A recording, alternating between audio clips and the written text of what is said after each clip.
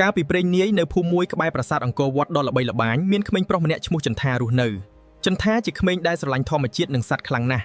តើសំឡេងអ្វីនឹងដូចជាមានសត្វកំពុងជួបទុក្ខលំបាកតាមរកសំឡេងនោះទៅចន្ទាបានប្រទះឃើញកូនដំរីមួយក្បាលជាប់អន្ទាក់វល់យ៉ាងណែនជិតប្រាសាទបុរាណអោកូនដំរីកំសត់កុំខ្លាចអីខ្ញុំមកជួយហើយ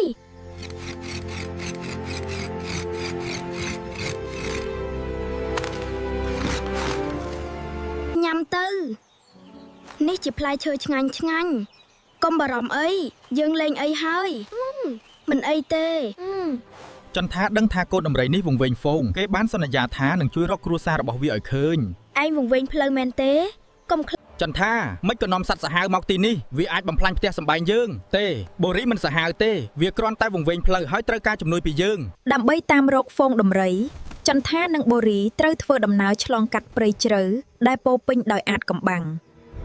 ពួកគេបានជួបឧបសគ្គធំស្ពានប្រាសាទបុរាណដែលត្រូវឆ្លងកាត់បានបាក់ស្រុតចុះអោព្រះអើយស្ពានបាក់បាត់ហើយតើយើងគួរឆ្លងរបៀបម៉េចទៅ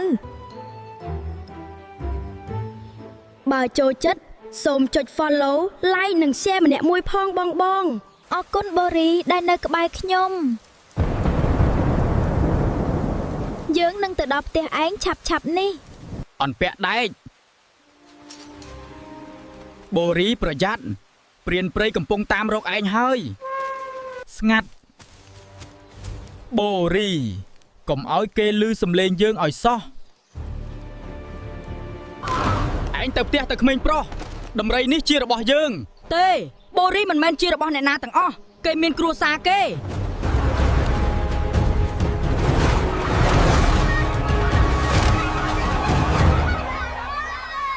ទីបំផុតបូរីបានជួបគ្រួសាររបស់គេវិញហើយ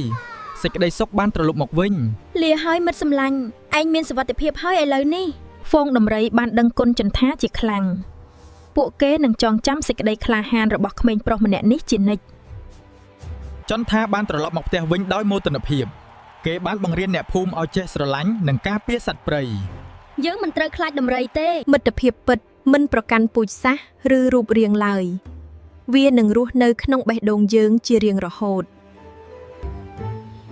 បើចូលចិត្តសូមចុច follow like និង share ម្នាក់មួយផងបង